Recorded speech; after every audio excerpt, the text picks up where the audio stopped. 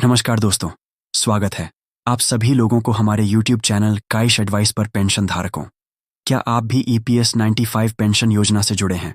तो आज की यह खबर आपके चेहरे पर मुस्कान ला सकती है। सरकार बना रही है बड़ा प्लान। क्या RS जगह या जीरो की जगह अब मिल सकती है RS आफ्ट साउंड की न्यूनतम पेंशन? क्या संसद की कमेटी ने दे दिया है बड़ा सुझाव? क्या यूनियन की मांग अब रंग लाने वाली है? और सबसे अहम, आपको यह फायदा कब और कैसे मिलेगा? सिर्फ इतना ही नहीं, EPF खाता धारकों के लिए भी आई हैं 5 बड़ी खुशखबरें। PF में हुए नए बदलाव अब सीधे आपके फायदे में बदल सकते हैं। नई सुविधाएं, नया सिस्टम और आपके भविष्य को सुरक्षित करने वाले बड़े कदम। तो अगर आप भी EPFO के सदस्य हैं, प्राइवेट कर्मचारी हैं या फिर पेंशन भोगी हैं, तो यह वीडियो आपके लिए गोल्डन अपडेट लेकर आया है। अब आपको क्या करना है, वीडियो को शुरू से लेकर आखिर तक ध्यान से देखना है, क्योंकि हर सेकंड में छुपी है आपके लिए बड़ी जानकारी। और अगर आप चैनल पर नए हैं तो सब्सक्राइब करना बिल्कुल मत भूलिए, क्योंकि पेंशन और PF से जुड़ी सबसे तेज और सटीक खबरें आपको यहां मिलेंगी।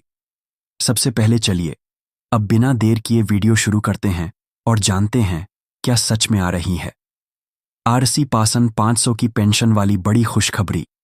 संसद की एक स्थायी समिति ने श्रम मंत्रालय से कहा है कि वह EPS का तीसरा पक्ष के मूल्यांकन जो निश्चित है वह समय सीमा के भीतर पूरा करें। यानी कि संसद की स्थायी समिति ने श्रम मंत्रालय से कहा है कि जो EPS पेंशन है उसका तीसरा पक्ष मूल्यांकन करेगा, जो कि एक निश्चित समय सीमा के भीतर यहां पर पूरा होगा। और उसके बाद आपको जो अंतिम जवाब मिलेगा, भारतीय जनता पार्टी के सांसद बसवराज मुंबई की अध्यक्षता वाली समिति चाहती है कि मूल्यांकन की प्रक्रिया वह 2025 के अंदर अंदर पूरी हो। जैसा कि पेंशन की बढ़ोतरी का मुद्दा, जो कि 2025 के अंदर पेंशन है, उसको लेकर अंतिम यहां पर जवाब मिले। यानी कि जो पेंशन धारकों की पेंशन की बढ़ोतरी का जो फैसला है उसका जवाब 2025 के अंत तक या फिर 25 के अंदर अंदर मिले, यह मांग की गई है।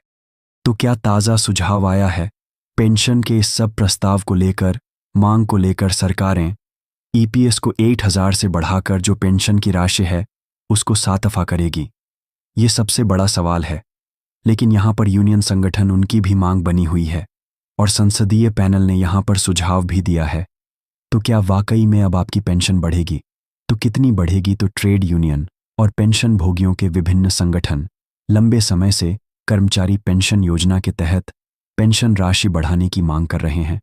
और EPFO यहाँ पर 2014 में यहाँ पर पेंशन को लेकर बदलाव किया था EPFO ने, और उसके बाद एक बार फिर से बदलाव की मांग वह तेज हो चुकी है। EPFO के सदस्यों के लिए न्यूनतम पेंशन की गारंटी RS अभी बड़ा तय की गई 2014 से, लेकिन जो कि अब वर्तमान में मांगा के द्वार में बहुत ही कम है और इसको 10 साल हो चुका है।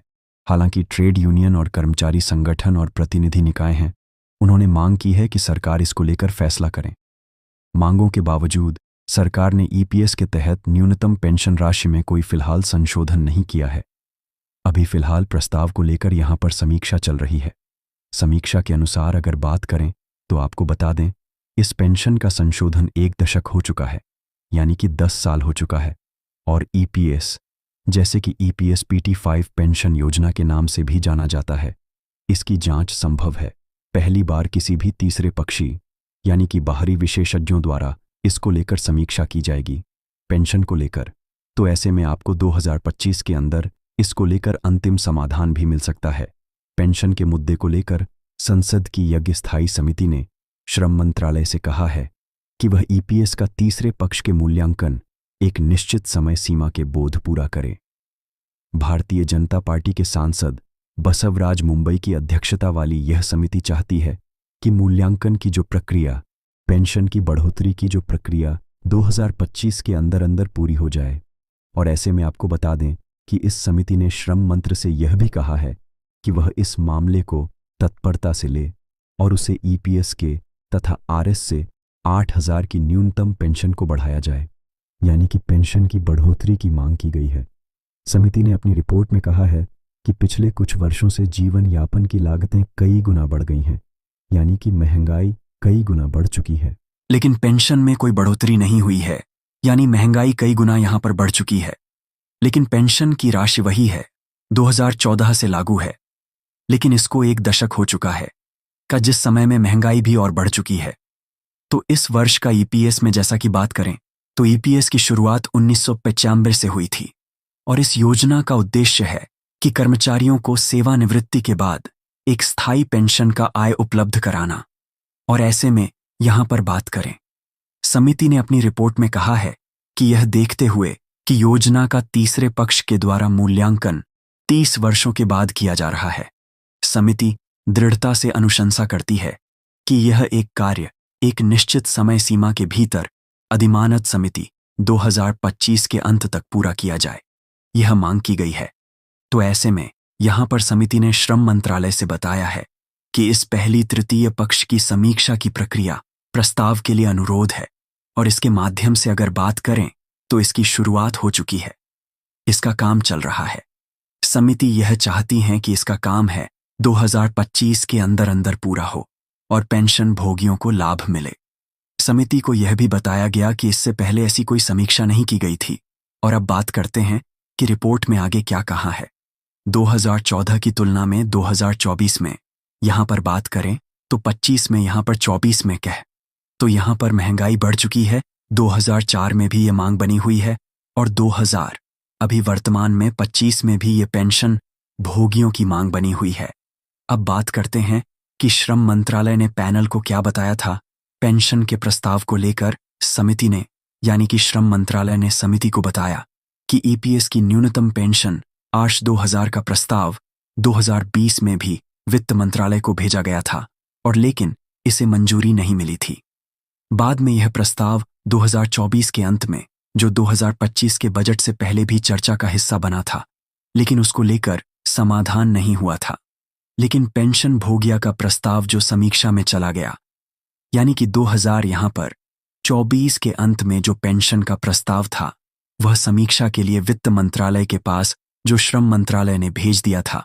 और यहां पर बात करें स्वकर्मचारियों को एक प्रतिनिधि मंडल ने वित्त मंत्रालय के यहां पर जो प्रस्ताव में यहां पर जैसा कि मांग जो पेंशन भोगी ने की थी कि प्रतिनिधि मंडल ने वित्त मंत्री निर्मला सीतारमण से मुलाकात ताकी और ईपीएस पेंशन बनाकर के आरएस से 6500 प्रतिमाह करने की भी अपनी मांग रखी थी।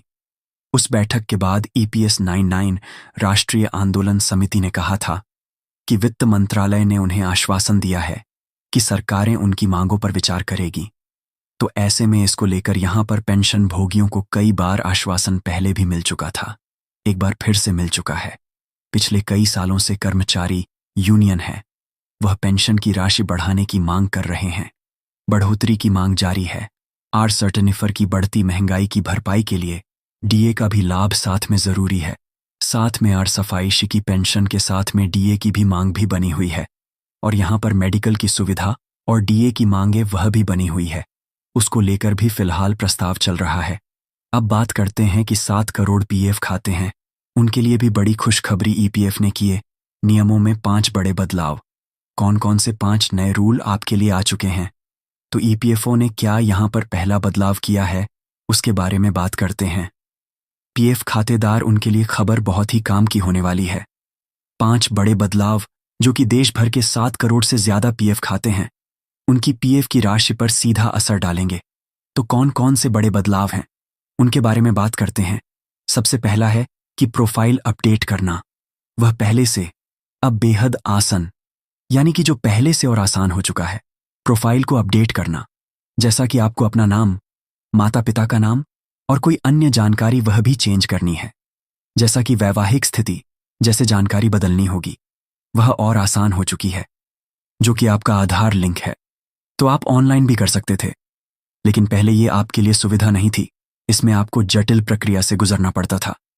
जैसा कि आपका यूएन आधार से लिंक है तो ये काम आप घर बैठे भी कर सकते हैं। अब बात करते हैं दूसरा बड़ा बदलाव आपके लिए क्या है। पीएफ ट्रांसफर की प्रक्रिया। अभी पहले से आसान सुगम पहले नौकरी बदलने पर पीएफ ट्रांसफर करना बहुत ही झंझट भरा काम था, लेकिन कंपनी की मंजूरी के बिना भी काम आगे नहीं बढ़ता था, लेकिन प्रक्रिया बहुत लंबी होती थी। लेकिन अब इस प्रक्रिया को और आसान और सरल बना दिया गया है। अब कर्मचारी बहुत ही कम समय में बिना किसी बड़ी औपचारिक चुनौती के यहाँ पर पीएफ का पैसा ट्रांसफर कर सकता है और ये भी बहुत बड़ा फायदा होगा। और अगला बदलाव के बारे में बात करें तो जॉइंट डिक्लेरेशन अब डिजिटल तरीके से होगा। जो जॉइंट डिक्लेरेशन है वह अब डिजिटल तरीके से आप कर सकते हैं। पहले भी आपको इसमें जैसे कि सुविधा नहीं मिलती थी, ऑफिस में जाकर के यह फॉर्म भरना पथरा से लेंगे, तो ये काम आप घर बैठे भी ऑनलाइन कर सकते हैं। तो ये भी बहुत बड़ा आपको फायदा मिलेगा। अब बात करते हैं कि सीपीपीएस व्यवस्था से भी पेंशन, आप कहीं से भी अपनी पेंशन की राशि प्राप्त कर सकते हैं। पहले आपको विशेष बैंक से ही मिलती थी। पेंशन प्रोसेसिंग सिस्टम लागू कर दिया गया, जिसका सीधा ही फायदा अब पेंशन भोगियों को मिलेगा। अब पेंशन की राशि सीधे एनपीसीआई प्लेटफॉर्म के जरिए किसी भी बैंक के खाते से, आप जैसे कि किसी भी बैंक से अपने खाते की जो पेंशन की राशि है वह उठा सकते हैं। भुगतान की देरी पहले होती थी, वह भी नहीं होगी। तो ये बहुत बड़े आपको फायदे होने वाले हैं। इस नए बदलाव के तहत अधिक वेतन पर भी पेंशन की प्रक्रिया वह स्पष्ट हो चुकी है। यानी कि ईपीएफओ ने कर्मचारियों के लिए ज्यादा जानकारी यहां पर स्पष्ट कर दी है कि अपने वेतन पर भी पेंशन पाना चाहते हैं तो इसके लिए समान नियम लागू किया गया है। लेकिन अगर किसी कर्मचारी का वेतन ज्यादा है तो पीएफ की राशि अतिरिक्त जमा करनी होगी। ऐसा करने पर भविष्य में उन्हें अधिक पेंशन का लाभ मिलेगा। इसके अलावा जो निजी संस्था ट्रस्ट के जरिए पीएफ संचालन करते हैं, उन्हें भी ईपीएफओ के नियमों का पालन करना अनिवार्य है।